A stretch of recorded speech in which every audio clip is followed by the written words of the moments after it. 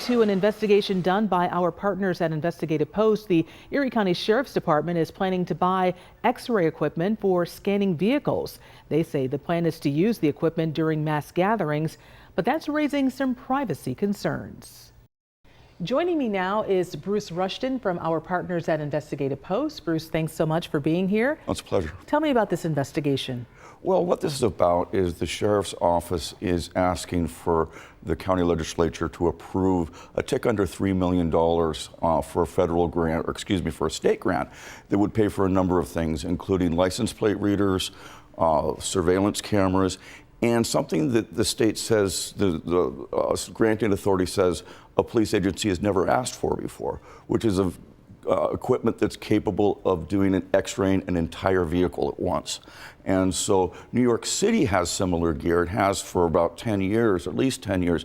But this is apparently the first time that a local police agency has asked for money to pay for something like this from this particular granting authority. Talk to me more about what the Sheriff's Department is saying about this request for this particular equipment. The equipment, they say, will be used at all mass gatherings.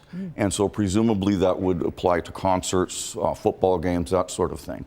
And so if we have reason to believe that somebody might be up to something, that there's something suspicious, then we will take this gear and we will produce an X-ray of the entire vehicle.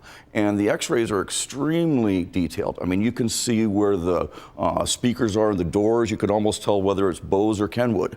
And so they will not need a warrant to be doing this sort of thing. That's what they say. And in New York, they don't use a warrant either. It's an exception to the Fourth Amendment and the prohibitions on search and seizure in the Fourth Amendment are a bit looser for vehicles than they are for homes. Pretty invasive, but the Partnership for Public Good, they do have some concerns, I'm sure. They do, and so they have concerns that civil libertarians and other areas do too.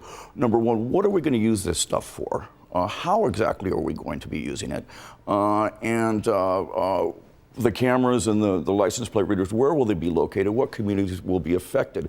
In New York City, they were concerned enough that the city council in 2020 passed a law saying that the police have to tell us and release the policy on how they use their X-ray equipment. There's no parallel here in Erie County. So a lot of concerns out there. There are. All right, Bruce Rushton from Investigative Post, we want to thank you so much for joining us on the 530. A pleasure.